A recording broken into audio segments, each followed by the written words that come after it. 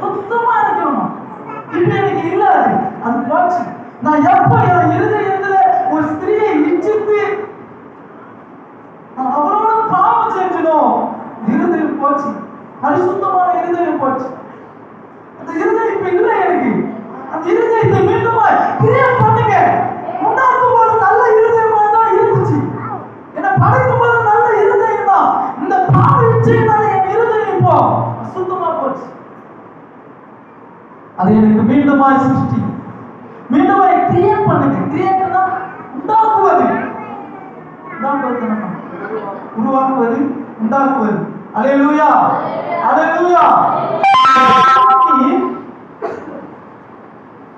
Create me a clean heart, O God, and renew a right spirit within me.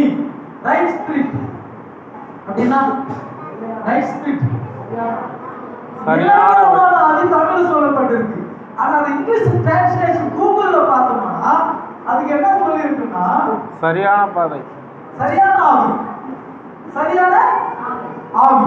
ஒரு சரியான ஆவி அப்படின்னா இவருக்குள்ள என்ன இல்ல, சுத்த இருதயம் இல்ல, அது ஒரு சரியான ஆவி இல்ல. எனக்கு கருத்து தெளிவா நான் இதெல்லாம் தியானம் பண்ணேன் வரல, காலையில இருந்து உட்கார்ந்து தியானம் பண்றேன். கர்த்தர் காண்பிக்கிறா இந்த காரியம் எல்லாம் பாவம் செய்ய போயிடும். இங்க வந்து நம்ம கர்த்தருக்கு இல்ல, ஆவியானவர் இல்ல.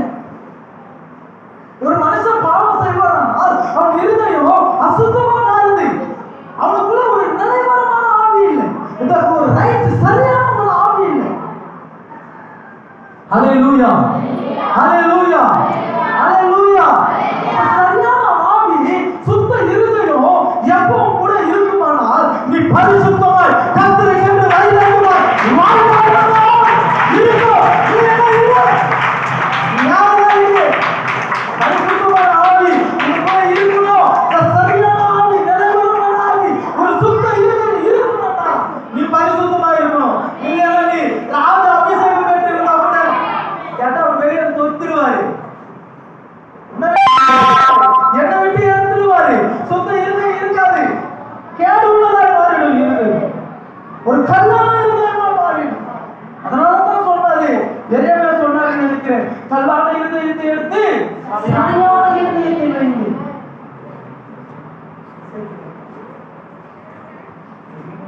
ஸ்தோத்திரம். யாரோ ஒரு தீர்க்கதரிசி சொல்லி இருக்கிறார். அல்லேலூயா, அல்லேலூயா. என்ன ஆகிடுது பாவம் செய்யும்போது? அசுத்தமாய் போயிடுது.